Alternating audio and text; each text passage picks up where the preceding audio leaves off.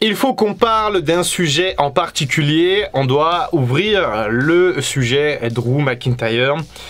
Faire une petite consultation un petit peu sur ce catcheur qui en ce moment traverse une période un peu compliquée. C'est en tout cas ce qu'on peut spéculer, c'est en tout cas ce qu'on peut deviner, puisque Drew McIntyre est absent des écrans depuis quasiment WrestleMania 39 et ce triple menace absolument magnifique contre Gunther et Sheamus. Et eh bien on va faire un petit peu le point sur McIntyre, on va revenir un petit peu sur son historique et comprendre pourquoi potentiellement McIntyre ne se sent pas bien actuellement à la WWE et aspire à partir une fois que son contrat sera expiré, c'est-à-dire au tout début de l'année 2024. Alors Drew McIntyre, pour ceux qui ne connaissent pas beaucoup, il avait d'abord été ce qu'on appelle, enfin on l'appelait à l'époque le Chosen One, le catcheur choisi par Vince McMahon pour être la future star en 2010, il me semble, un truc comme ça. Bref, McIntyre, il devait être le gars, Roman Reigns avant l'heure finalement. Et malheureusement pour lui, ça n'avait pas fonctionné puisque McIntyre n'arrivait pas spécialement à émouvoir les fans ou à avoir des réactions. Il était assez fade à l'époque, il avait une tête de jeune premier avec les cheveux un peu longs, une queue de cheval bizarre. Bref, Drew McIntyre, ça fonctionnait pas trop. Il avait quand même eu quelques règnes, notamment un titre de champion intercontinental à l'époque, un titre par équipe aussi me semble, bref des règnes secondaires, mais il n'a jamais su trouver sa place pour accéder dans le main event. Et donc il avait été finalement relâché par la WWE et McIntyre s'est ensuite un petit peu remis en question. Il a changé physiquement. Et il a laissé pousser sa barbe, il a teint ses cheveux en noir et sa barbe aussi. À l'époque, il était vraiment châtain. Il a fait beaucoup plus de muscu, il a développé son corps pour être vraiment une bête de puissance. Vraiment, il a doublé de volume en fait, McIntyre, entre 2010 et 2020 par exemple. En 10 ans, il a vraiment doublé de volume et ensuite, il a été faire ses marques un peu dans d'autres compagnies. Il est passé notamment dans l'indépendant, du côté de Evolve. Il est passé du côté de la TNA, Impact Wrestling, où il a été champion du monde poids lourd. Du coup, il a été champion du monde de TNA. Il avait d'ailleurs battu, je crois, Bobby Lashley à l'époque. C'est assez marrant de se rappeler de ça. Bref, du coup, McIntyre, ensuite, il a été rappelé par la WWE pour intégrer NXT en 2017. Il a eu un règne de champion plutôt intéressant, mais après, derrière, je crois qu'il s'est blessé assez gravement. Donc il était sur la touche et après il est arrivé dans les rosters principaux vers 2018-19 à peu près. Il a commencé en tant que heel avec Dolph Ziggler, ils étaient en team, ensuite il a eu un peu un run solo. Et puis finalement le vent a tourné pour McIntyre, il a tourné face. Et le moment un petit peu important de la carrière de McIntyre, peut-être même le moment le plus important de toute sa carrière, c'est quand au Royal Rumble 2020 il élimine Brock Lesnar d'une part, donc Brock Lesnar qui était rentré en numéro 1 dans le Rumble et qui avait éliminé tout le monde et c'était très frustrant, mais quand il pense c'est booké à la perfection pour McIntyre et McIntyre nous libère du coup de ce Lesnar qui avait buté tout le monde pour ensuite aller remporter le Rumble. C'était le moment le plus intense de la carrière de McIntyre, la foule était absolument ravie de voir McIntyre aller dans le main event de WrestleMania. Sauf que l'autre événement qui s'est passé et qui a été absolument dramatique pour la carrière totale de McIntyre, c'est la pandémie bien entendu. Et le fait que le catch soit très marqué par ça, que les foules n'aient plus le droit d'aller dans les arénas et que du coup tout se passe à huis clos, tout se passe de manière fermée. Et donc McIntyre s'est donc pointé à WrestleMania 36 pour battre Brock Lesnar. Certes, il est devenu champion de la WWE, mais devant absolument personne, ce qui a naturellement impacté le ressenti de cette victoire et l'importance finalement de cette victoire également. McIntyre a été le champion pendant cette pandémie, il a été un champion qui a uniquement regardé des caméras et des écrans de télévision dans le Thunderdome.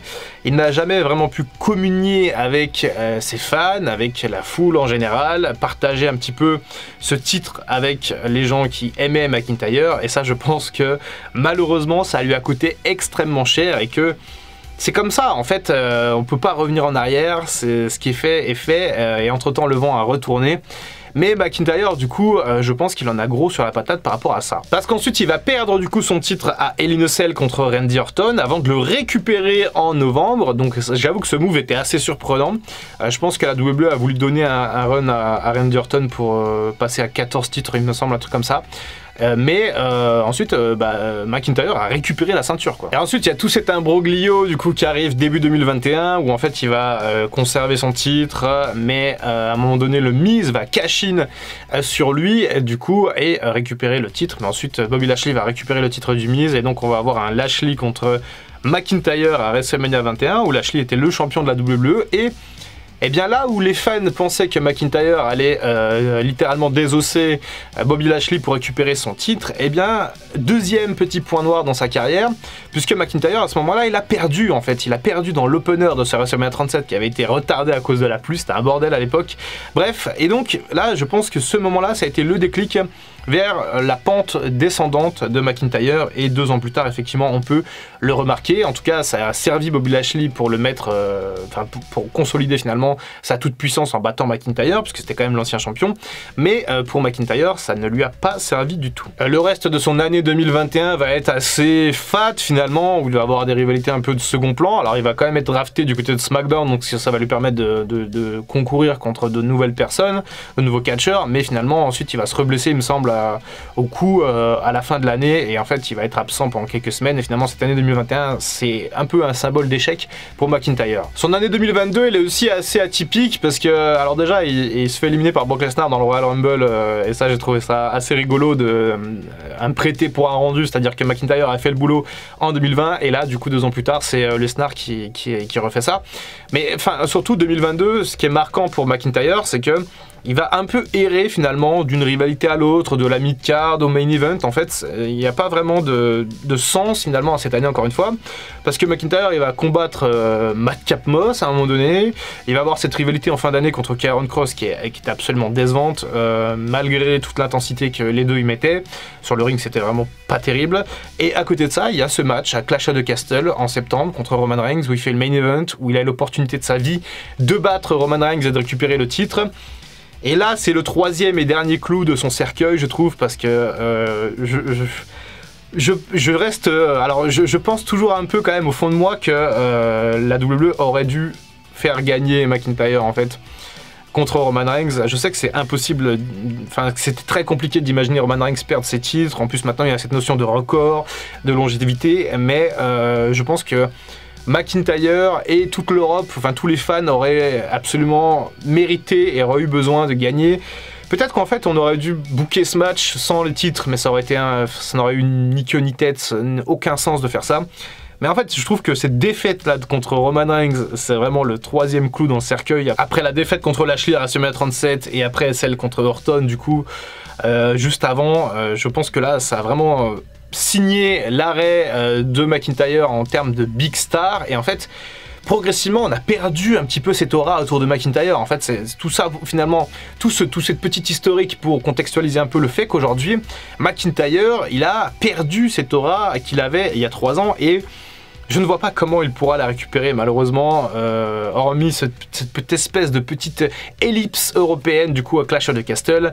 Aujourd'hui malheureusement j'ai l'impression que McIntyre est un peu plus proche de la fin que du top finalement. Alors après il y a aussi peut-être l'opportunité ou le scénario où McIntyre revient en tant que heel et essaye un petit peu de se refaire les dents en changeant un petit peu de point de vue, et même si honnêtement ça peut paraître un peu compliqué à imaginer puisque McIntyre quand même si là il a une année 2022 compliquée, en 2023 ça allait quand même un peu mieux avec ce match à WrestleMania qui était très très correct, cette association avec Sheamus qui était très sympa.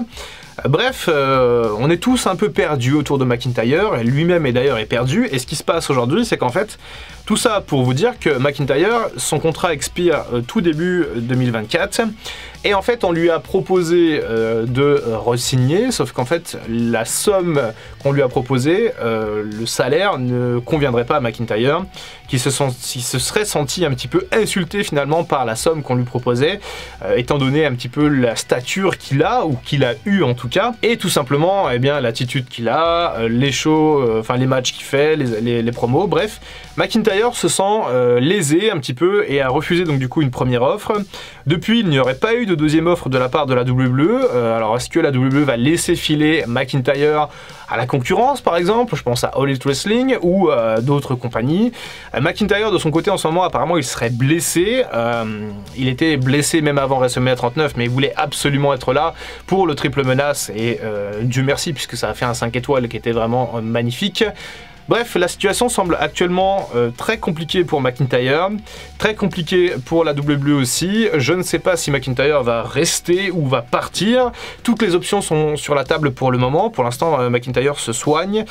Je ne sais pas non plus comment il va revenir. Il a été drafté du côté de Raw, peut-être en tant que heel, peut-être en tant que face, peut-être un dernier run, peut-être pour aller toucher le titre de champion du monde poids lourd, ce qui serait quand même un juste retour des choses par rapport à McIntyre, qui représente encore une fois un immense gâchis. Si on regarde bien ces 3 dernières années, McIntyre, en fait, ça fait mal au cœur, c'est un vrai crève-cœur, parce que le gars, certes, il a été champion, certes, ok, il a inscrit son nom au palmarès, mais il a été champion pour personne. Il a communier avec absolument personne, peut-être son chien dans les vestiaires qui était là et qui était content pour lui, qui sautait comme ça quand il est revenu avec la ceinture, mais j'en sais rien.